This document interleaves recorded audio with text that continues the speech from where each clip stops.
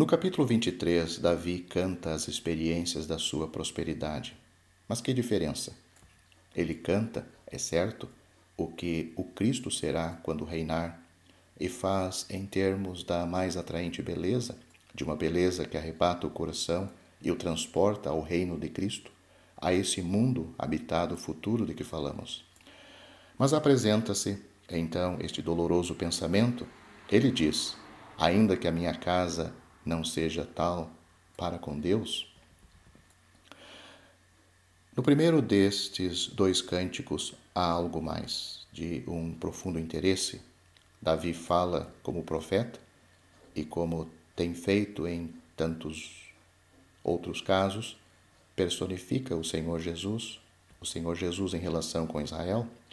Este salmo mostra-nos, pois, os sofrimentos de Cristo, representante de Israel, e falando muitas vezes do povo como se fosse ele mesmo, sofrimentos que valeram uma libertação muito mais excelente, como causa da libertação do Egito e de todas as bênçãos de Israel, até ao estabelecimento da glória do Messias no porvir. Rodeia a agonia de Cristo de toda a história de Israel, em libertação e em bênção, desde Pitom e Ramassés, Êxodo capítulo 1, versículo 11, até a destruição do homem violento no fim dos tempos, e até a submissão das nações ao cetro do Messias, e dá uma voz à angústia no Egito. No capítulo 23, a aliança eterna que Deus estabelece com ele é toda a sua salvação e todo o seu prazer, embora nesse tempo Deus não o fizesse florescer. Para a plena bênção que ele esperava, era preciso que o juízo fosse executado e que esses espinhos de iniquidade fossem totalmente queimados no mesmo lugar. É o que acontecerá quando Cristo voltar. Se Deus honra e glorifica Davi, também não esquece aqueles cuja energia da fé o rodeou. O Espírito Santo enumera os homens valentes de Davi e conta os seus atos de coragem e dedicação, atos que lhes valem um lugar e um nome quando Deus faz a descrição dos povos. Leia o Salmo capítulo 87. Joabe não se encontra nesta lista, não se encontra ali. O capítulo 24 conduz-nos sobre um campo que requer uma menção particular. A ira de Deus desce, acende-se de novo contra Israel.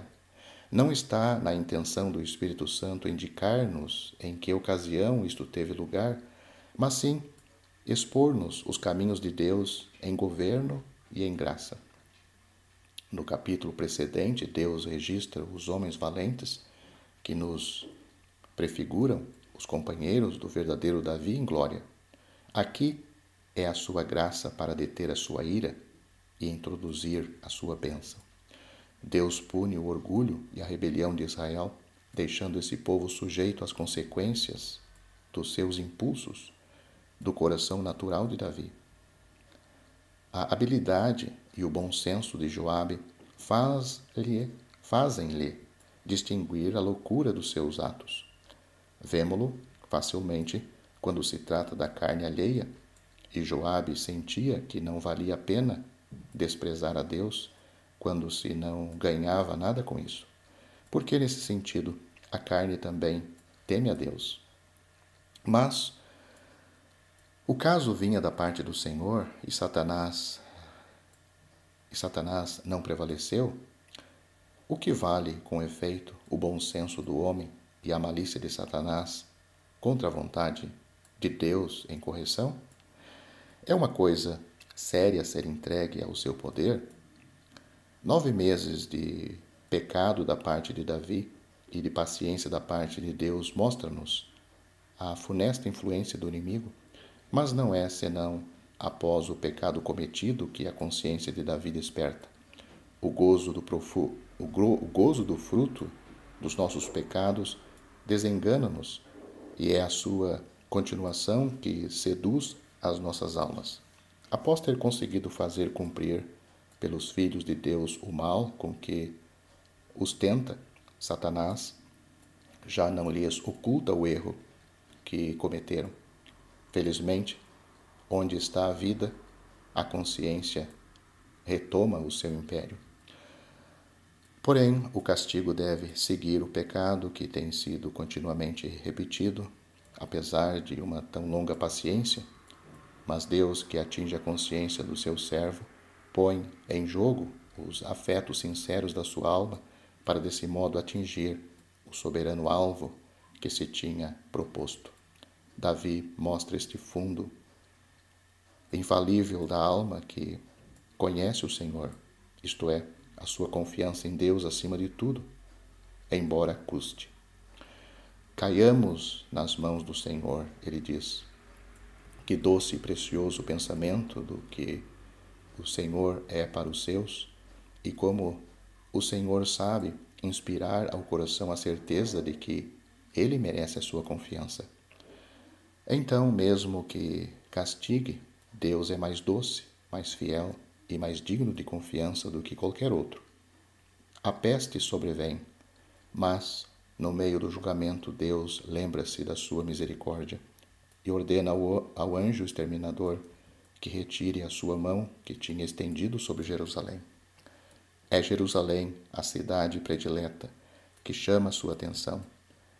Deus escolhe-a como sendo o lugar onde o seu altar deve ser erguido e onde a sua graça será manifestada, como o lugar designado para o propiciatório. É ali que cessa a sua ira justamente abrasada contra Israel, e o pecado dá lugar ao estabelecimento do local e da obra onde ele e o seu povo devem encontrar-se, segundo a graça que tirou o pecado. É o que caracteriza a cruz de Cristo, é o que deterá a praga em Israel e introduzirá o reino do verdadeiro príncipe da paz. Davi mete-se em apertos para a libertação do seu povo e à sua própria custa, versículo 17, e conforme os desígnios de Deus, oferece o sacrifício de apaziguamento. Os estudos sobre o livro de Crônicas conterão um exame mais desenvolvido desta última parte da história de Davi.